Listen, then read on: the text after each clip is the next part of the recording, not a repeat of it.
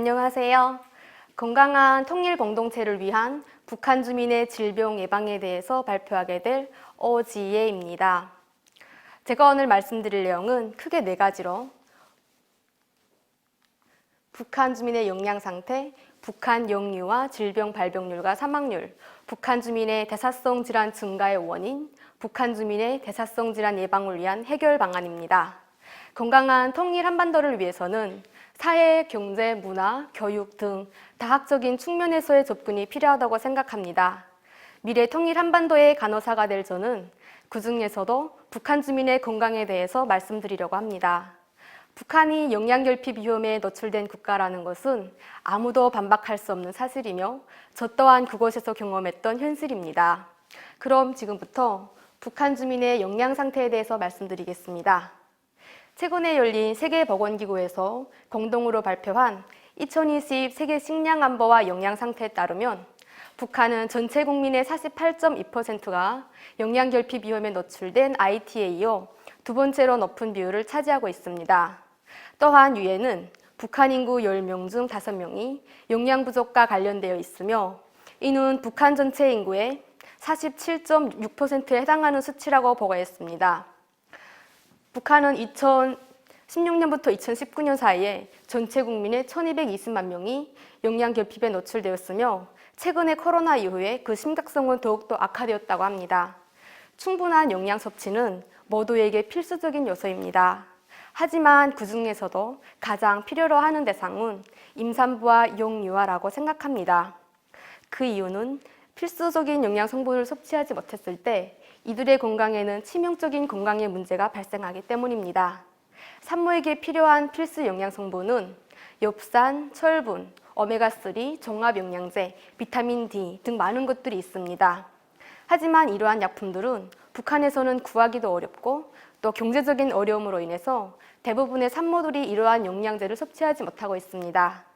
산모가 필수 영양제를 섭취하지 못한다면 태아의 건강에는 신경관 결손뿐만이 아니라 언청이나 다운 증후군과 같은 치명적인 문제들이 발생할 수 있다고 최근에 밝혀졌습니다. 그럼 다음으로 북한 영유아 질병 발병률과 사망률에 대해서 말씀드리겠습니다. 제가 앞에서 말씀드린 내용을 토대로 한다면 산모가 필수 영양제를 섭취하지 못하는 북한에서 태어나서 지금까지 살아가고 있는 북한 아이들의 건강에는 치명적인 문제가 발생할 것이라고 쉽게 예측하실 것입니다. 하지만 최근에 열린 세계기아원조 2020 세계기아지수 보고서에 따르면 북한의 기아지수는 12번째로 상대적으로 높은 반면에 발육부진 아동 비율과 영유아 사망률은 낮다는 것을 확인할 수가 있었습니다. 여기에서 저희는 의문점이 생겼습니다. 그 이유는 무엇일까요? 산모가 필수적인 영양분을 섭취하지 못하는데도 불구하고 아이들의 사망률과 발육부진 비율이 낮은 이유를 저는 후성유전학적으로 접근해 보았습니다. 후성유전은 유전자의 구조는 변하지 않지만 유전자의 기능, 즉 발현은 평생 살아가면서 외부 환경에 의해서 끊임없이 변화하고 그 변화한 유전자는 다음 세대까지 영향을 미치는 것입니다. 후성유전학에서 보는 엄마의 영양이 다음 세대 유전자에 영향을 끼치는 예로 네덜란드 기근겨울이라는 비극적인 사건이 있습니다. 이 기간 동안에 임신한 산모에게서 태어난 아이들은 성장과 관련된 IGF-1의 DNA 메티라에 영향을 끼쳐 그 세대와 다음 3대에 걸쳐서 비만, 당뇨병, 심혈관 질환과 같은 성인병이 증가했다는 연구 자료들이 있습니다. 또한 영국의 질병학자인 제임스 바커는 태아가 태반을 통해서 충분한 영양분을 공급받지 못한다면 태내에서 절약 표현용으로 프로그래밍 된다고 주장했습니다. 자세히 말씀드리면 태아가 태내에서 살아남기 위하여 프로그래밍 된다는 것인데요. 만약 태아가 기아 상태에서 태어난다면 태어난 후에도 외부 환경에 먹을 것이 부족할 거라고 생각하여 거기에 적응할 수 있도록 유전자가 프로그래밍 된다는 것입니다.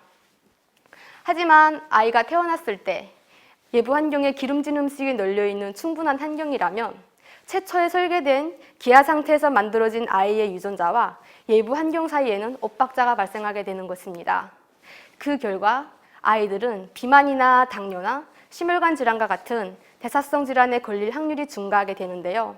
그 이유는 기아 상태에서 태어난 아이들의 유전자는 가능한 많은 영양분을 지방으로 저축하려고 하는 성질을 갖고 있기 때문입니다.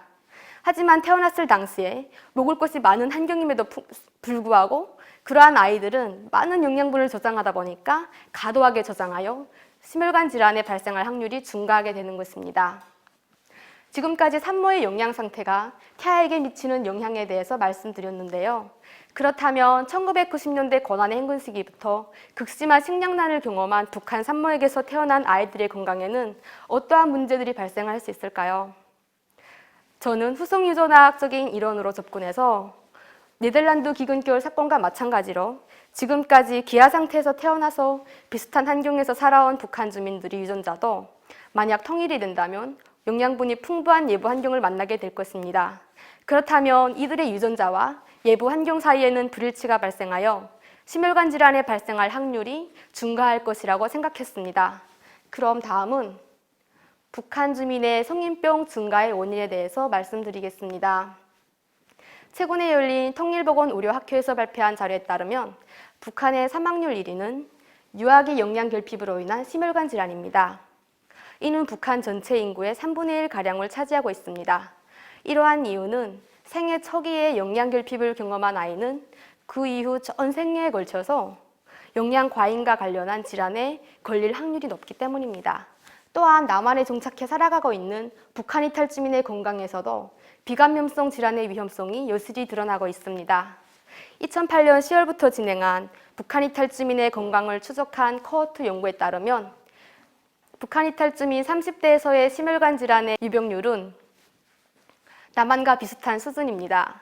또한 남한 입국 당시에는 정상 체중을 보이던 북한 이탈 주민의 4분의 3 정도에서 정상 체중을 넘어서는 체중 증가를 보여주고 있습니다.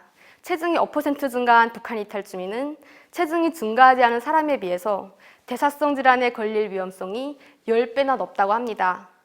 또한 북한 이탈 주민은 서히 마른 비만 양상을 보이고 있지만 이들이 남한에 거주해 살아갈수록 기존 남한 주민들보다 대사성 질환에 걸릴 위험성이 더 높다고 합니다.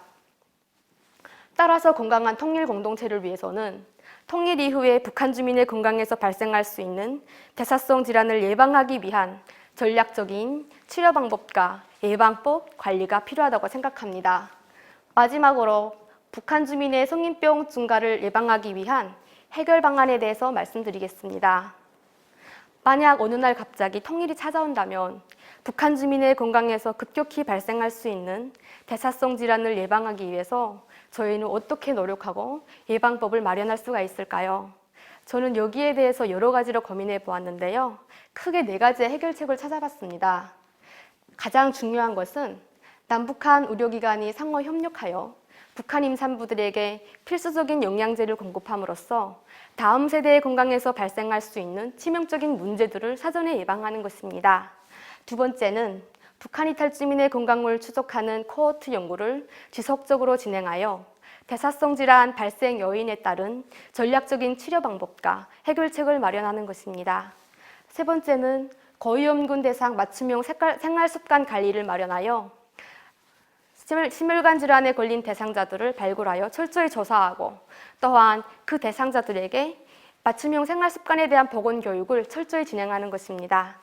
마지막으로 이미 성인병에 노출됐거나 대사성 질환에 걸린 유병자들을 초기에 발굴한 다음에 선도적인 치료 사업을 진행함으로써 그들의 질병이 악화되는 것을 예방하고 치료법을 마련할 수가 있다고 생각했습니다. 발생 가능한 질병을 사전에 예방하고 북한 이탈 주민, 남한 주민의 건강을 개선하는 것은 건강한 통일 한반도를 위해서는 필수적인 준비 과정 중에 하나라고 생각합니다. 또한 질병을 예방하고 건강을 개선하며 예방법을 마련하는 것은 끊임없이 진행해야 되며 전략적이고 지속적인 과정을 통해서 해결할 수 있는 방안이라고 생각합니다. 마지막으로 통일 한반도의 의사 간호사가 될 저희들이 다 함께 고심하고 노력해 나가야 되는 저희의 과제이며 저희의 사명이라고 생각합니다. 발표를 들어주셔서 감사합니다.